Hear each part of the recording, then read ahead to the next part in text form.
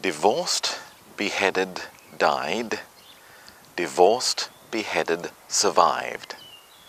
The 6 wives of Henry VIII. Jane Seymour, Henry's 3rd wife, was the one who died. Died in childbirth, in fact.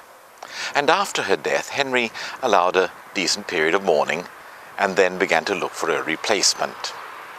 The trouble was that none of the English girls were terribly keen on marrying him for some reason. And in any case, at the time, there were good political reasons for looking for an alliance abroad. You see, by the English Reformation, Henry had alienated all his potential allies, the French or the Spanish, with both of whom the English monarchy had traditionally been allies at one time or another.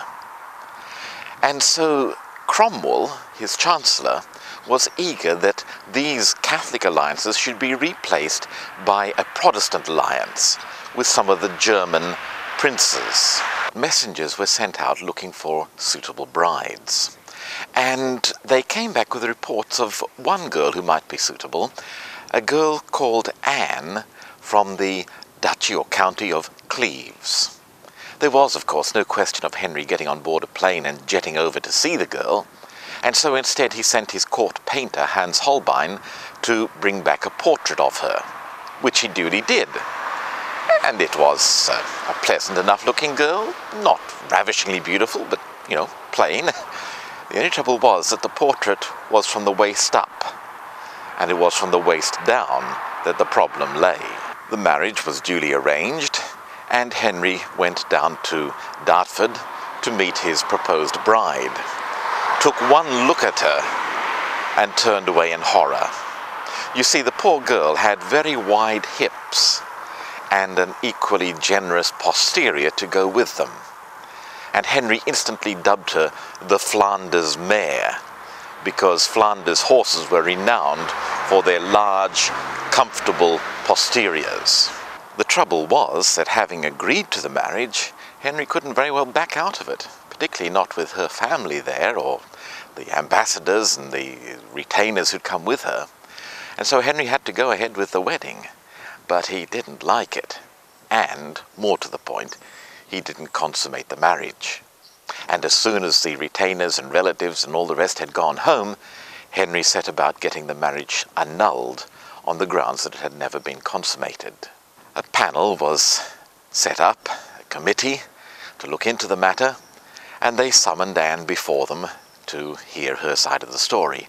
And poor girl, she was so innocent that when the commissioners said to her, what happens in bed, she said, "Why, my lords, the king comes into bed with me and he kisses me and he says, 'Good night, sweet,' and I say good night and we hold hands, and what more is there to a marriage?"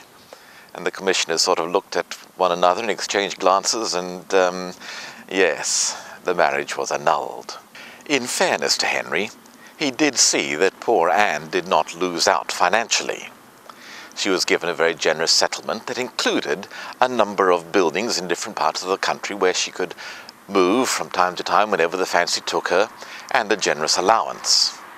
And one of the buildings that she was given, or in fact was erected for her, is the building behind me here in Haverhill in Suffolk, just a few miles south of Cambridge.